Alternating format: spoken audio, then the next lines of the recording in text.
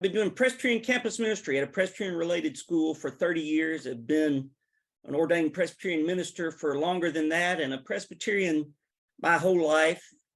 And I was fortunate to serve on the UKirk board a few years ago, and thinking along those lines.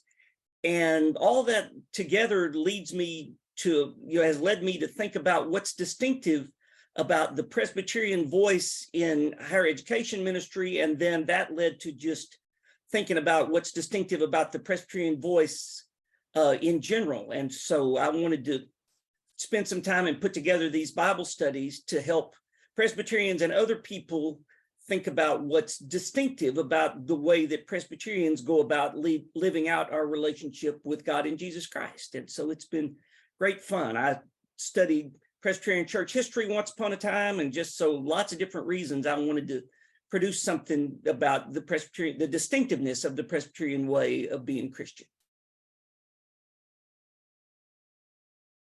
It's a combination of things. Number one, I think Presbyterians, part of why we're distinctive is because we are very conscious of our tradition, and we're part of a group of people who have thought about these things for hundreds of years, and we've done a good job for all that time at writing some things down, and that's helpful.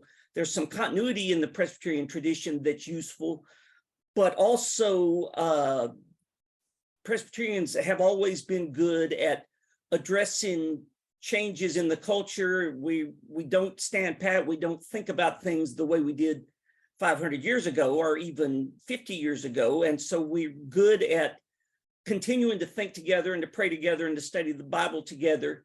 But we do that with a particular set of distinctive emphases. And that combination has always been interesting to me. And it's something that I wanted to make available to college students and to other Presbyterian church members.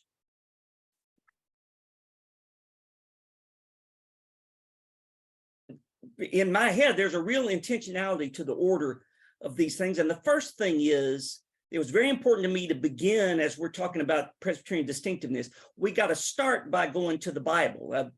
There are lots of conversations on college campuses. There are lots of conversations throughout our culture, lots of people who have lots of opinions, and it's smart people thinking about all kinds of things. But part of what's distinctive about Presbyterians is that we always go back to the Bible. We don't all agree about what any given passage from the Bible means, but we do agree that that's where we go start to have conversations with each other about which things matter more than other things. And I thought it was important to begin by first talking about the way Presbyterians interpret and use and understand the Bible. And then after that, the others, it was important to begin with the Bible. And then one of the distinctive Presbyterian theological emphases is grace. And so that's always very important. It's important, has always been, as long as there have been Presbyterians, it's important for us to emphasize God's grace and to understand that if we're ever in right relationship with God, it's not because we did the right stuff, it's about what God does. And so that's the next important thing. Then after that, yes, so God does it. It's not about anything that we do, but grace always invites response from us. So there's just a logic to all of that. And then it works through different other Bible studies that focus on other points of emphasis that Presbyterians have had through the centuries.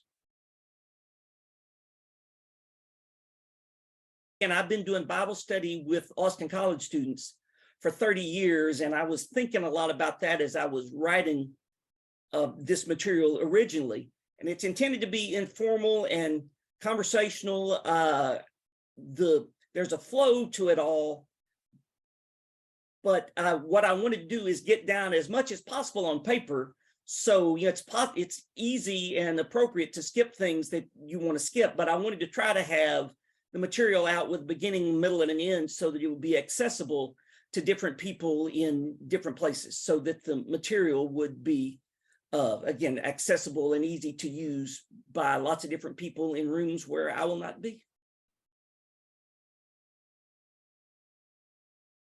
Yeah, a lot of the content is the same. The differences have to do with examples and ways that participants are invited to think about the material. There are discussion questions that are a little different. Some are directed at college students and at that particular point in their lives and toward particular issues that might be relevant on college campuses, whereas the congregational edition is more imagining Presbyterian church members thinking about their own congregations as well as their relationship with the communities that they're a part of. And so that's the primary distinction, is the context that I imagined the material being encountered.